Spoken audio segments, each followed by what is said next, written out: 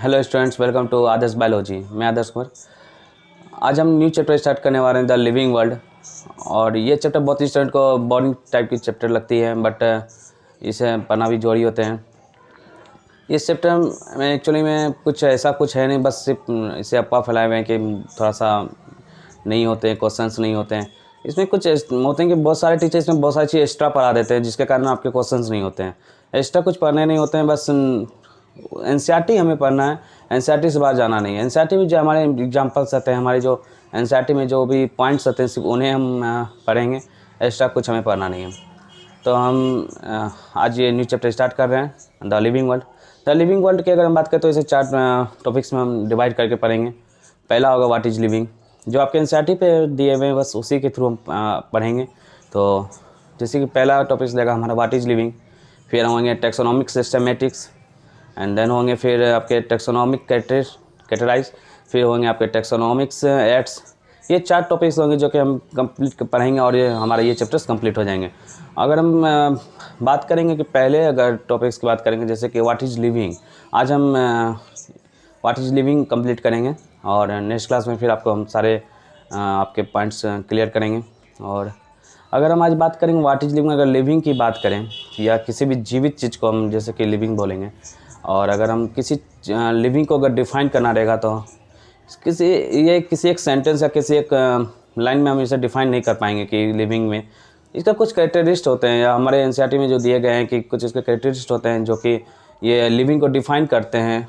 तो जैसे कि हमारे 4 इंपॉर्टेंट कैरेक्टरिस्ट होते हैं। जैसे कि अगर हम बात करें, पहला होते हैं हमारे ग्रोथ होते हैं, फिर हमारे रिप्रोडक्शन होते हैं, और फिर मेटाबॉलिज्म्स होते हैं, फिर हमारे सेंस इन्वायरमेंट होते हैं। और जैसे कि हम बात करें तो ग्रोथ के बारे में तो सब जानते ही होंगे, और रिप्रोडक्शन जानते होंगे। मेटाबॉलिज्म वो होते हैं जो कि हमारे शरीर में किसी भी तरह के हमारे शरीर के अंदर केमिकल रिएक्शन जो हो रहे हैं, या हमारे शरीर में किसी भी तरह का रिएक्शन होना, तो और रिएक्शन बहुत सारे रिएक्शन होते हैं जिससे हम फिर मेटाबॉलिज्म बोलते हैं। और अगर हम फिर बात करें सेंस द इन्वायरमेंट का होता है कि हम हमारे इन्वायरमेंट में कोई भी चीज़ का, किसी भी चीज़ का कुछ होते हैं तो उसका हमें सेंस मिल जाना है। जैसे हमारे बॉडी में कुछ भी टच होना, या हमारे शरीर के साथ या हमारे किसी भी चीज़ के होता है ना, आपको टच होना, तो हमें उसका सेंस होना हो जाता है। ये लिविंग में होते हैं। और अब हम इसके बारे में डिटेल्स पढ़ेंगे, हर पॉइंट को डिटेल्स में हम पढ़ेंगे, और हमारा कोशिश यही रहेगा कि आपको पूरी अच्छी तरह से समझ में आ पाए और ये टॉपिक आपके लिए आसान हो जाए, यहाँ से क्वेश्चन अधिक से अधिक क्वेश्चन आप बना पाएँ। और हम अगर बात करें तो ग्रोथ के बारे में बात करेंगे। जैसे हमारा पहला कैटेगरी था, हमारा ग्रोथ था। ग्रोथ की अगर बात करें, ग्रोथ बहुत तरह के होते हैं। अगर हम नॉर्मली देखा जाए, ग्रोथ होना यानी कि साइज में बढ़ना। बेसिकली अगर कहा जाता है कि साइज में बढ़ना तो ग्रोथ भी कहलाता है, वो बात सही है, ग्रोथ कराएगा। लेकिन ग्रोथ होना ऐसा नहीं कि सभी ग्रोथ हमारे लिविंग में होते हैं, ऐसा आप नहीं कर सकते कि किसी भी चीज़ में ग्रोथ हो रहा है तो वो लिविंग होगा। अगर आप कहीं पर भी किसी भी कचरे को एक जगह फेंक रहे हैं तो वो पर डे आपके वो साइज में इंक्रीज होते हैं, बट ये नहीं कि वो लिविंग हो रहे हैं। एक्चुअली वो साइज तो बढ़ रहे हैं बट इंक्रीज नहीं हो रहे हैं। एक्चुअली में वो एक्सटर्नल ग्रोथ कर रहे हैं। अगर लिविंग की अगर हम बात करें ग्रोथ में, कि अगर लिविंग में अगर ग्रोथ की बात करें तो वो इंटरनल ग्रोथ होने चाहिए। जैसे अगर ह्यूमन की बात करें, ह्यूमन बीइंग की बात करें हम, तो हमारे अंदर माइटोसिस के होने के कारण जैसे सेल डिवाइड करते हैं तो वो इंटरनल ग्रोथ होते हैं। और जैसे कि कचरे की हम बोल रहे थे, कचरे की भी साइज इंक्रीज होती है तो वो एक्सटर्नल ग्रोथ होती है कि हम उसे ऊपर से ही साइज में उसको इंक्रीज कर रहे हैं।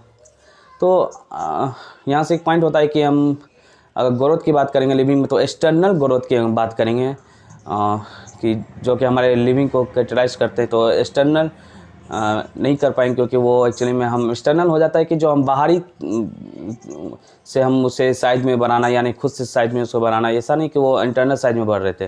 तो इंटरनल साइज में बना, जैसे हमारे शरीर में होते हैं, माइटोसिस के थ्रू होते हैं, तो हमारे इंटरनल ग्रोथ होते हैं, तो इस कारण से लिविंग में आते हैं। और ग्रोथ में जैसा कि एक और पॉइंट होता है मल्टी सेलुलर और unicellular organism. Multi cellular organism में आपके होते हैं कि ग्रोथ का अलग होते हैं, ग्रोथ टाइम्स अलग होते हैं और रिप्रोडक्शन टाइम्स अलग होते हैं। ये दोनों एक दूसरे से सेपरेट होते हैं। जैसे कि ऐसा नहीं होता है कि जैसे कि हम अगर हम अपना ही बात कर लेते हैं, तो जैसे कि न्यू बॉर्न बेबी होते हैं, तो ऐसा नहीं कि वो ग्रोथ करने के टाइम ही वो रिप्रोडक्शन भी कर देते हैं, ऐसा नहीं होते हैं। उनका सेपरेट होते हैं, ग्रोथ अलग होते हैं, रिप्रोडक्शन टाइम्स अलग होते हैं। जब रिप्रोडक्शन जाते हैं तो वो रिप्रोडक्शन करते हैं। अगर हम वहीं बात करें यूनिसेलुलर ऑर्गेनिजम्स की बात करते हैं तो वो तो ग्रोथ करने जाते हैं, एक्चुअली वो अपने साइज को इंक्रीज करने जाते हैं, बट वो डिवाइड हो जाते हैं। एक्चुअली वो अपने साइज को जब इंक्रीज कर रहे होते हैं तो वो जब एक लिमिटेड साइज हो जाते हैं वो 2 सेल में डिवाइड हो जाते हैं, जिसके कारण वो रिप्रोड्यूस भी हो गए, 1 से 2 बन गए, तो ये हो गया रिप्रोड्यूस भी हो गए। तो एक्चुअली में इसी कारण से ग्रोथ और रिप्रोडक्शन यूनिसेलुलर में एक ही होते हैं। वो ग्रोथ ही किए बट वो डेवलप कर गए और रिड्यूस कर दिए और अपने जैसा एक और सेल बना दिए। तो मल्टी सेलुलर ऑर्गेनिजम्स में दोनों सेपरेट होते हैं, growth and reproduction, but unicellular की बात करें तो दोनों एक ही होते हैं। ग्रोथ में एक बात और इम्पोर्टेंस होते हैं जो कि आपको याद रखनी होगी।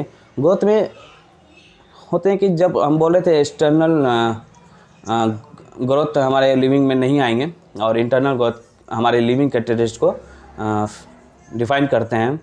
तो एक्चुअली में होता यूँ है कि सेल की इंक्रीज करना, सेल्स इंक्रीज करना एंड सेल के साइज को इंक्रीज करना। जैसे कि हम बताना चाहेंगे, जैसे सेल डिवाइड कर रहे हैं, अगर सेल हमारे अंदर जैसे कि हमारे अंदर 1 से 2 सेल बन रहे हैं वो हो गया, एंड एक होता है सेल का साइज बढ़ना। ये हमारे एक्चुअली में ग्रोथ में ये इंपॉर्टेंस पॉइंट है जो आपको बताए गए हैं। वहीं अगर हम बात करें नेक्स्ट पॉइंट की, नेक्स्ट पॉइंट हमारा था कि अगर कैरेक्टरिस्टिक्स में हम 4 कैरेक्टरिस्टिक्स बताए थे आपको, growth, reproduction, metabolism and since the environment. तो रिप्रोडक्शन की अगर हम बात करें, रिप्रोडक्शन का अगर आसान सी भाषा में समझा जाए तो अपने जैसा खुद को रिप्रोड्यूस करना, यानी कि अगर कोई भी ऑर्गेनिज्म अपने जैसा खुद को रिप्रोड्यूस कर रहा है यानी वो रिप्रोडक्शन कर रहे हैं। अगर हम बात करी जाए तो रिप्रोडक्शन में जैसे आप सभी लोग जानते होंगे रिप्रोडक्शन 2 तरह के होते हैं, सेक्सुअल रिप्रोडक्शन है, एसेक्सुअल रिप्रोडक्शन। और सेक्सुअल रिप्रोडक्शन की बात करें जिसमें कि male gametes and female gametes fusion होते हैं, और ये हमारे सेक्सुअल रिप्रोडक्शन में होते हैं। और एसेक्सुअल रिप्रोडक्शन में हमारे बैक्टीरिया आते हैं, जब बैक्टीरिया डेवलप करते हैं वो तो एसेक्सुअल रिप्रोडक्शन कहलाते हैं। और रिप्रोडक्शन एक्चुअली में अगर बोला जाए तो एक और तरह के रिप्रोडक्शन होते हैं, जैसे म्यूल्स की अगर हम बात करें, म्यूल्स में होते हैं कि एक्चुअली म्यूल्स होते हैं वो अलग अलग स्पेसीज के बने होते हैं। अलग अलग स्पेसीज का मतलब होता है कि आपके female horse and mail donkey के बने होते हैं। Female horse and mail donkey के मीटिंग से हमारे म्यूल्स होते हैं, जो एक्चुअली में ये ऐसा नहीं कि वो खुद से मीटिंग करते हैं, एक्चुअली में इसे हम लैब में क्रिएट करते हैं। और इसी कारण से ऐसा तो नहीं है कि वो खुद से किए, एक्चुअली हम इसे लैब में क्रिएट किए, तो लैब में क्रिएट किए तो ऐसा तो नहीं वो लिविंग नहीं है, वो लिविंग में आते हैं, क्योंकि हम तो उस लैब में तैयार कर रहे हैं। तो एक्चुअली में और ऐसा भी नहीं कि म्यूल्स और म्यूल्स मिलकर न्यू म्यूल्स बनाते हैं, ऐसा भी नहीं। अगर फिर से आपको अगर म्यूल्स की अगर क्रिएट करना रहेगा तो आपको फिर से उसी तरह female horse and mail donkey को आपको मीटिंग कराने होंगे, तभी होंगे। और अगर हम इसी और जैसे कि म्यूल्स होते हैं, इन्हीं को हम इंटरस्पेसिस एक्चुअली इंटरस्पेसिस फिशेस बोलते हैं, क्योंकि ये होते हैं कि 2 अलग अलग स्पेसीज के मीटिंग से म्यूल्स बनते हैं। तो इससे ये जैसे कि आपको ये पता चल जाता है कि ऐसा नहीं कि रिप्रोडक्ट जो भी लिविंग चीज़ें हैं वो रिप्रोड्यूस करते हैं, ये बात करेक्ट है, बट ऐसा नहीं कि रिप्रोड्यूस कर रहे हैं तभी लिविंग है, मतलब हम उसे बाहर से भी बना रहे हैं। जैसे कि अगर हम बात करें हर लिविंग चीज़ रिप्रोड्यूस करे, ऐसा भी जरूरी नहीं है। इम्पोर्टेंस ये कि हर लिविंग चीज़ रिप्रोड्यूस करे, ये इम्पोर्टेंस नहीं होते हैं। ये एक्चुअली में नहीं है कि हाँ जो भी लिविंग वो रिप्रोड्यूस करेंगे ही करेंगे। जैसे इनफर्टाइल कपल्स की बात करें, वो रिप्रोड्यूस नहीं कर सकते, लेकिन ऐसा तो नहीं वो लिविंग नहीं है, उसे लिविंग कैरेक्टरिस्टिक्स में रखते हैं हम। तो ये हम एक्चुअली में पता ये चल जाता है कि रिप्रोडक्शन जो एक्चुअली में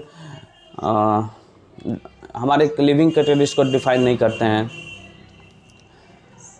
और अगर हम नेक्स्ट पॉइंट की ओर बढ़े तो हमारा नेक्स्ट पॉइंट था मेटाबॉलिज्म।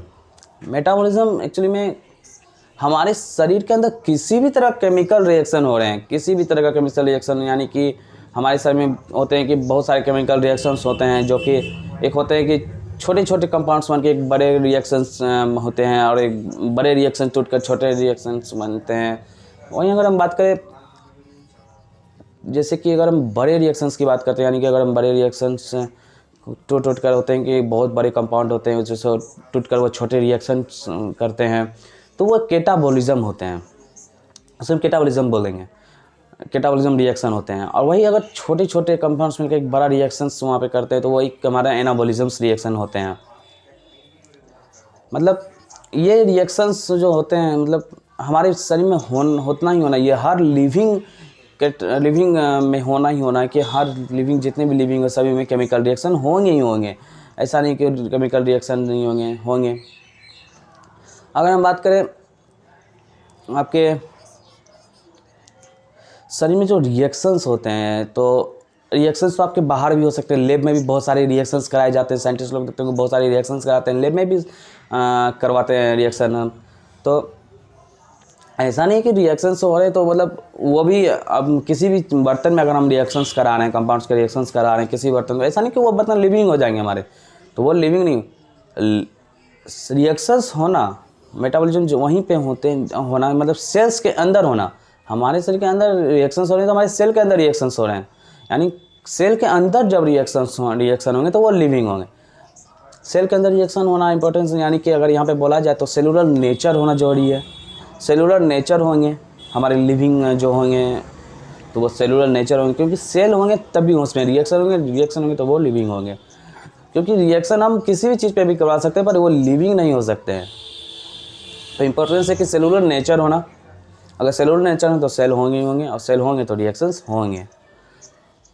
हमारा नेक्स्ट पॉइंट था sense the environment. Sense the environment की अगर हम बात करें, सिंपल सा बात समझाने की, अगर आपके शरीर पे कोई चींटी अगर काटते हैं तो आपका तुरंत सेंस मिल जाता है और आपका हाथ उस जगह पे चला जाता है जहाँ पे आपको चींटी काटे हैं। मतलब वो सेंस मिल रहे हैं आपको, यानी कि आपको रिएक्ट कर रहे हैं, आप सेल्फ रिएक्टेड भी होते हैं। मतलब ह्यूमन्स बीइंग जो होते हैं ना, वो रिएक्ट भी करते हैं। ये इंपॉर्टेंस होते हैं कि वो रिएक्ट करते हैं ह्यूमन्स। जैसे कहते हैं कि आपको आपके शरीर पे किसी भी तरह का इफेक्ट होना, आपके एनवायरनमेंट में किसी, जैसे मौसम चेंज होना, तो आप सेंस करते हैं कि हाँ मौसम चेंज हो रहे हैं। जैसे कि अभी थोड़ी सी गर्मी आ रही है तो आप सेंस कर रहे हैं कि हाँ गर्मी आ गए हैं, तो आपके शरीर पर किसी भी तरह का प्रभाव पड़ना, यानी किसी भी तरह का होता है ना, आपको अगर कोई आपको मार दिया तो आपको सेंस तो मिलेंगे, आप रिएक्ट करेंगे उस पर। आप बात करेंगे प्लांट भी तो लिविंग होते हैं, पर वह रिएक्ट कहाँ करते हैं, उन्हें सेंस होता। पर देखिए इंपॉर्टेंस होने के रिएक्ट कर रहे हैं, ह्यूमन्स रिएक्ट करते हैं। हाँ सेंस उन्हें भी मिलता है, आप उनके साथ किसी भी तरह का छिड़कानी करेंगे तो उन्हें सेंस मिलता है कि उनके साथ क्या हो रहा है नहीं हो रहा है, उनको सेंस मिलता है। बट वो उस तरह रिएक्ट नहीं करते हैं जिस तरह ह्यूमन बीइंग्स रिएक्ट करते हैं।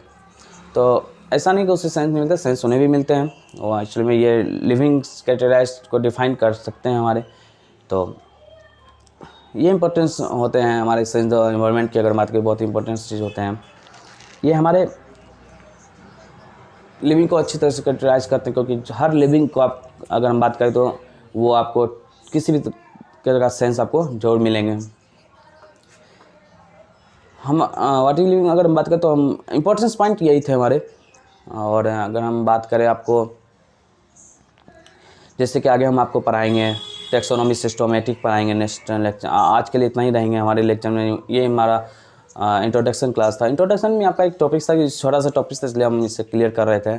इसमें कुछ ऐसा नहीं था कि हाँ बहुत सारा समझना है या कुछ नहीं समझना है, ऐसा कुछ था नहीं। जैसे कि आपको पता ही होगा, जैसे कि अब अगर हम बात करेंगे कोई सीबीएसई बोर्ड के नहीं होंगे अगर, तो उनके लिए अगर हम बोलेंगे तो सीधा आसान सी बात समझो कि आप मान लीजिए 11th में सोच रहे हैं क्या ये हो रहे हैं, सेंस हो रहे हैं या क्या, मतलब रिप्रोडक्शन कहाँ से अभी आ गया 12th का चैप्टर। तो एक्चुअली कुछ है नहीं। एक्चुअली ये सीधी सी बात है कि आप जो 8-9 में पढ़ रहे हैं सजीव और निर्जीव, सिर्फ वो यहाँ पे डिफाइन हो रहा है, बस वो इंग्लिश लैंग्वेज सिर्फ ये है, कुछ नहीं है। ये कोई ऐसा नहीं कि बहुत बड़ा चीज़ ये चैप्टर में ये है वो, ऐसा कुछ था नहीं एक्चुअली में, बस नॉर्मल सा है। बस आपको अच्छे से पढ़ना, इंटरेस्ट लाना है चैप्टर में, तो ऑटोमेटिक हो जाएंगे। हमारा आज का टॉपिक यहीं तक कि व्हाट इज़ लिविंग पे हम बात करेंगे। और हमारा इसमें कुछ जैसा कुछ था नहीं, इसलिए उतना टाइम लगाना भी बेकार है। इंपॉर्टेंस होते हैं हमारे टाइम बचत करना। अगर हम बायोलॉजी हमारे इजी चैप्टर्स हैं तो हम उस पर टाइम हमको उसको कम लगाएं, जल्दी उसको हम कॉन्सेप्ट को क्लियर कर लें। इसलिए हमारे इसके अंदर कुछ था नहीं, इसलिए हम इसमें टाइम नहीं देंगे। जैसे कि हमारा फिर आगे बात करेंगे taxonomic, systematic taxonomic, categorize taxonomics, aids की अगर हम बात करेंगे इस चैप्टर में, तो ये सब हम अच्छे से पढ़ेंगे, डिटेल्स में पढ़ेंगे, क्योंकि इसमें हमारे बहुत सारे ऐसे क्वेश्चन जो हमें जानना जरूरी होते हैं। ये बहुत ही इंपॉर्टेंट क्वेश्चन होते हैं हमारे लिए। और हम अगर बात करें क्वेश्चन कर देना चाहिए, जैसे कि हम अभी बताए व्हाट इज लिविंग, इस पर भी बहुत सारे क्वेश्चन आ सकते हैं। अगर हम आप कोर्स अगर पॉइंट को अगर सुने होंगे तो ऐसे अच्छे अच्छे क्वेश्चन आ सकते हैं, तो प्लीज़ आप क्वेश्चन करें। तो एक्चुअली में आज के लिए यहीं तक हमारा क्लास रहेगा। तो थैंक यू।